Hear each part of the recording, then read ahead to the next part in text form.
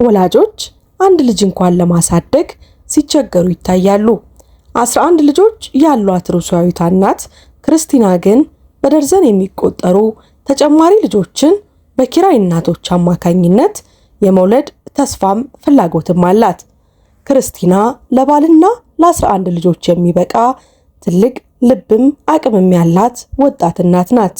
እንዲሁም ገና አልጨረሰችም።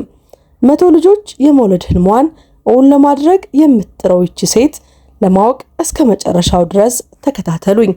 ክርስቲና ያደገችው በሩሲያ ሞስኮው ሲሆን አስተዳደጓም ተራ ነበረ። ህይወቷ እንዲህ አይነት አስገራሚ አቅጣጫ ይዛል ብላ ፈጽሞ አልገመተችም ነበረ። ገና በ17 ዓመቷ በአጋጣሚ ጸነሰች። በወጣትነት እናት መሆን አስፈሪ ቢመስልም ወዲያውኑ በእናትነት ፍቅር ወደቀች። የአንድ ወጣት እናት ፈተና ቢኖርባትም ለልጇ ቪካ ያለቻት ብቸኛ ሰው እርሷ መሆኗን ታውቅ ነበረ። በወቅቱም አንድ ልጅ ብቻ ማሳደግ የሚበቃኝ ከፍተኛ አቅሜ ነው ብላ አስባ ነበረ። ነገር ግን ብዙም ሳይቆይ ያ ሁሉ ነገር ተቀየረ። ብቸኛ እናት የመሆን ለክርስቲና በጣም ፈታኝ ነበረ። በ23 ዓመቷ ሙሉ በሙሉ ደክማ ዝላ ነበረ። ሸክሟን የሚጋራላት የትዳር አጋር ለማግኘት ህልም ቢኖራትም እርሷንና ልጇ ቪካን የሚወስድ የሚወዳቸው ሰው ማግኘት ግን እንደ ተረት ሩቅ መስሎ ይታያት ነበረ። በመጨረሻ ግን ለደካማነቷ እረፍት ይገባኛል በማለት ራሷን ለማዝናናት ወደ ጆርጂያ ለእረፍት ሄደች። ይህ ጉዞ ህይወቷን ባልገመተችው መንገድ እንደሚቀይረው ፈጽሞ አልገመተችም ነበረ። በትውልዱ ቱርካዊ የሆነው ኦስካር በተለያዩ የንግድ ተቋማት ባለቤትነቱና በቱርክ የአውቶቡስ ፌዴሬሽን መስራችነቱ ሚሊዮነር ለመሆን በቅቷል። እንደ አውሮፓውያኖቹ አቆጣጠር በ2005 አዲስ ኩባንያ በመመስረት ስራውን ወደ ላቀ ደረጃ አሻግሮት ነበረ። ኦስካር ሀብታም፣ ቢዝነስን የሚረዳ የሚያውቅ መልከ መልካም ሰው ነበረ። ኦስካር አስደናቂ ሰው ቢመስልም ደብቆት የነበረው እጅግ ትልቅ ሚስጥር ግን ብዙም ሳይቆይ ይፋ ሆነ።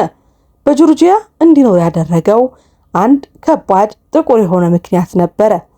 እንደ አውሮፓውያኖቹ አቆጣጠር በ2009 የኢስታንቡል የአክሲዮን ገበያን በማጭበርበር ተከሶ በቁጥጥር ስር ውሎ ነበረ።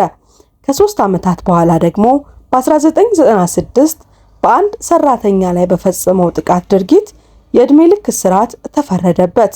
የፍርድ ውሳኔው በተሰጠበት ቀን በ2013 ወደ ጆርጂያ ኮበለለ።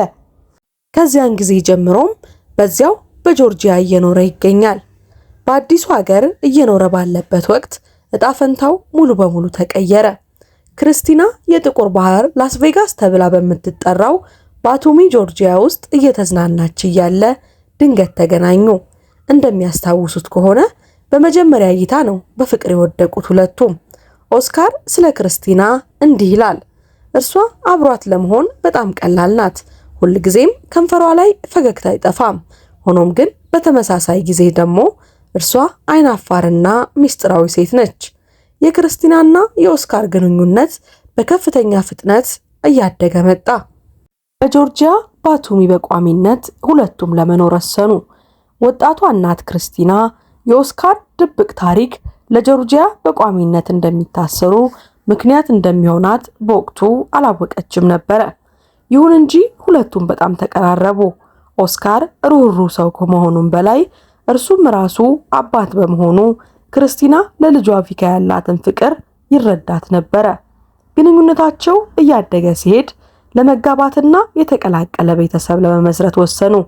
ክርስቲና ለዴይሊ ሜል በሰጠችው ቃለ መጠየቅ አዲሱን ባሏን እንደ መካሪ፣ መሪና እንደ ተረት ልዑል ገጾች ገለጸችው። ሁለቱም ትልቅ ቤተሰብ የመመስረትና የሚችሉትን ያህል ብዙ ልጆች የማሳደግ ፍላጎት እንዳላቸው ተረዱ። ክርስቲናና ኦስካር የመጀመሪያ ልጃቸውን በኪራይ እናት አማካኝነት አገኙ። ምንም እንኳን ቪካ ብትኖርም ጥንዶቹ ወዲያውኑ ተጨማሪ ልጆችን የመውለድ ጉጉት አደረባቸው። መጀመሪያ ላይ በየዓመቱ አንድ ልጅ ለመውለድ ቢያስቡም የክርስቲና አካል ይህንን ሁሉ ጫና ሊቋቋም እንደማይችል ተገነዘቡ። ስለዚህ የኪራይ እናት ወኪል ድርጅት እርዳታ ለመጠየቅ ወሰኑ። ኦስካርና ክርስቲና እርስ በርስ በጣም ከመፋቀራቸው የተነሳ ያንን ፍቅር ለብዙ ልጆች በተቻለ ፍጥነት ለማካፈል ፈለጉ። ራዕያቸው እውን እንዲሆንም ዓመታትን ለመጠበቅ ስላልፈለጉ በጥልቀት መመርመር ጀመሩ። ክርስቲና በኢንስታግራም ገጿ ላይ 105 ልጆችን መውለድ እንደምትፈልግ ገልጻለች።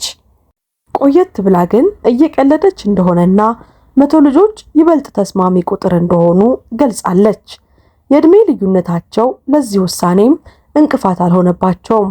ኦስካር 56 ዓመቱ ሲሆን ክርስቲናን በ33 ዓመት ይበልጣታል። ኦስካር ከዚህ ቀደም ከ12 እስከ 34 ዓመት የሆኑ 8 ልጆች ነበሩት። አሁን ግን አዲሱን ቤተሰብ ለመገንባት በኪራይ እናቶች ለመታገዝ ወሰኑ። ይሁን እንጂ ይህ ውሳኔ እጅግ ከፍተኛ ወጪ የሚጠይቅ ነበረ። ለአንድ ልጅ ብቻ ወደ $9700 ገደማ ይከፍላሉ። ጆርጂያ እንደ አውሮፓውያኖቹ አቆጣጠር በ1979 ጀምሮ የኪራይ እናትነትን በሕግ ፈቅዳለች።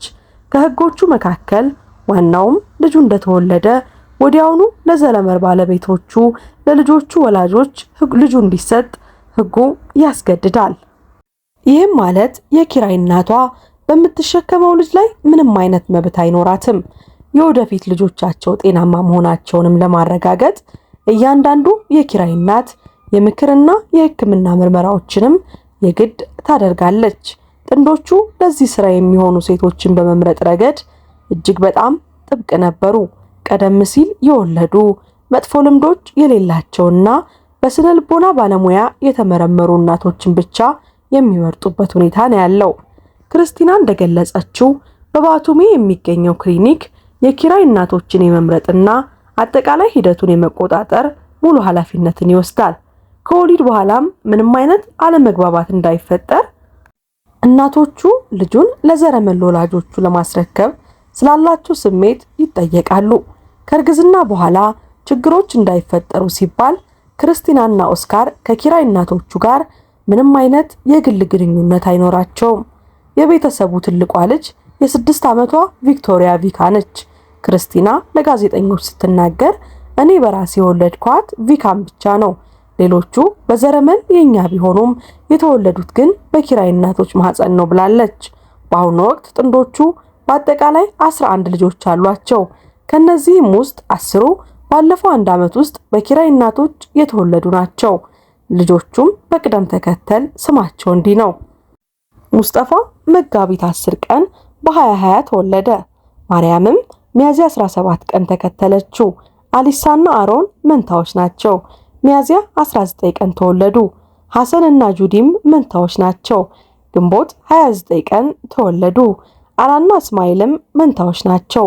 ነሐሴ 1 ቀን ተወለዱ። ሎማክ ጥቅምት 10 ቀን ተወለደ። ኦሊቪያ ጥር 10 ቀን በአዲሱ ዓመት ተወለደች። 11ኛዋ ልጅ ነች። ምንም እንኳን 11 ልጆች ቢኖራቸውም ጥንዶቹ ገና መውለድ አላቆሙም። 100 ልጆች የመውለድ ህልም ቢኖራቸውም አሁን ያሏቸው 10 ልጆች ጥቂት እስኪያድጉ ድረስ ሌላ የኪራይ እናት ሂደት ላለመጀመር ወስነዋል። ብዙዎች ክርስቲና በርካታ ሞግዚቶች እንዳሏት ቢገምቱም እርሷ ግን አብዛኛውን የዕለት ተዕለት እንክብካቤ ራሷ እንደምትወጣው ትናገራለች። ለእያንዳንዱ ልጅ ለቤቷና ለራሷም ጊዜ ትሰጣለች። የሚያስገርመው ደግሞ ልጆቿ በየቀኑ ከምሽቱ 2 ሰዓት እስከ ጠዋቱ 12 ሰዓት ድረስ እንዲተኙ በጥብቅ ስነ ስርዓት ተሰልጥናቸዋለች። ባሏ ኦስካር ስለሷ ሲናገር ሁልጊዜም የምመኛት አይነት ሚስት ናት፣ ንጹህና ደግ ልብ ያላት፣ ያልተቀረጸ አልማዝ ናት ይላታል። ክርስቲና አብዛኛውን ጊዜዋን ከልጆቿ ጋር እንደምታሳልፍና በሌለችበት ጊዜ እንኳን ሞግዚቶቹን በከፍተኛ ጥንቃቄ በመቆጣጠር ሁሉንም እንደምትመራ ትገልጻለች። ክርስቲና የቤት ውስጥ ስራዎቿን በማስተናገድ ረገድ በጣም ንቁ ነች። ይህም ለሞግዚቶች የሚያስፈልጉ ነገሮችን ማሟላት፣ የዕለት ተዕለት የምግብ ዝርዝርን ማዘጋጀትና የጤና ቀጠሮዎችን መከታተልን ያካትታል። ይህች እናት ለዚህ ሁሉ ዝግጅት ጊዜውን እንዴት አገኘች ካላችሁ ጥያቄው መልሱ ይሄ ነው። የ23 ዓመቷ ክርስቲና የኢንስታግራም ተጽዕኖ ፈጣሪ ኢንፍሉዌንሰር እና ሞዴል በመሆኗ ነው። ከ91 ሺህ በላይ ተከታዮች ያሏት ሲሆን የተለያዩ ማስታወቂያ ኮዶችን፣ ፕሮሞ ኮዶችን በመጠቀም የገንዘብ ገቢን ታገኛለች። እስከ 30 ዓመቷ ድረስ 100 ልጆች የመውለድ ህልሟን ለማሳካት በሚቀጥሉት 7 ዓመታት ውስጥ በአመት 12 ልጆችን ማግኘት አለባቸው።